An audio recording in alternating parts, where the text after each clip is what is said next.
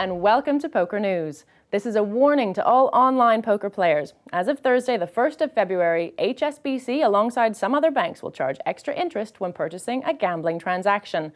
In the past, HSBC customers have experienced problems with payments to online sites, which have been blocked by the bank to combat fraud.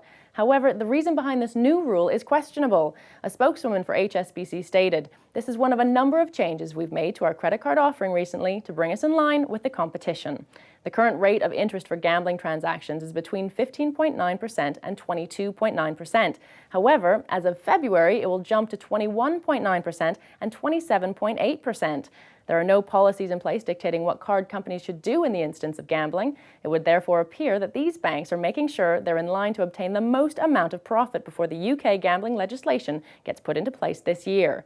According to the Association of Payment Clearing Services, gambling customers in the UK spent £1.5 billion via their credit cards over a 12-month period. However, not all banks are cashing in. Barclaycard and Lloyds currently offer much better rates. Therefore, it might be worth shopping around for the best deal. Jamie Gold, who has recently tried to acquire the rest of his infamous World Series winnings, has had his request rejected by a U.S. District Court Judge, Roger L. Hunt. Gold has already received $6 million, which has been placed in an investment account. However, the rest is still in the hands of the Rio Hotel, who will look after it until the case comes to a conclusion. Crispin Laser accused Gold of breaching his promise made before the main event began, whereby if Laser provided celebrities to play at the World Series and wear the Bodog logo, that he would be rewarded with half of any winnings obtained. After the hearing, Laser's lawyer stated, "We're pleased with this result because it prevents the money from being squandered by someone who admits he didn't keep his promise." Gold's lawyer Patrick Byrne admitted that this outcome was expected. "We recognize our client made the promise, but we believe that when all the evidence of the case is before a jury, that they will see there was no consideration for the agreement." Well, that statement certainly makes it all crystal clear. We all have opinions when it comes to poker players, but who do you think has the most overblown reputation?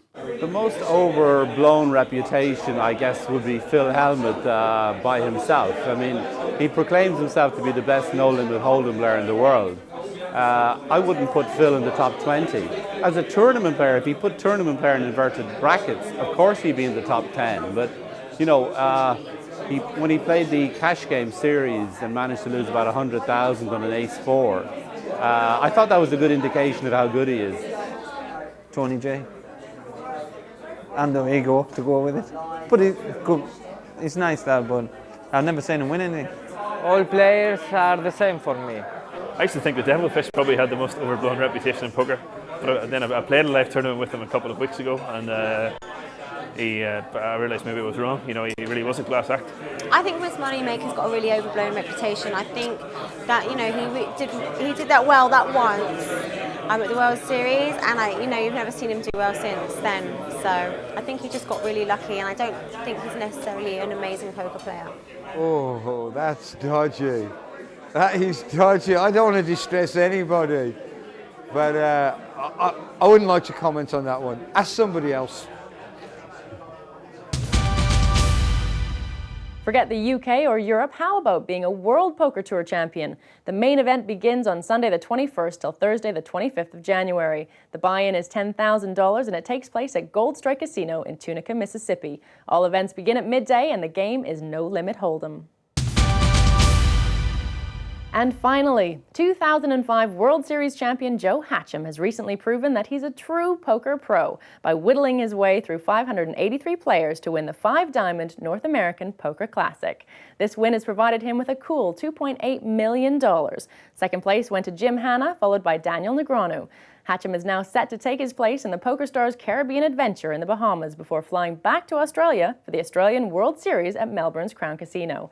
In poker status, however, Hatcham is now a little under $2 million from Jamie Gold's World Series win, which is predicted to be the biggest ever poker win for quite some time. That's all from me. I'll see you next time.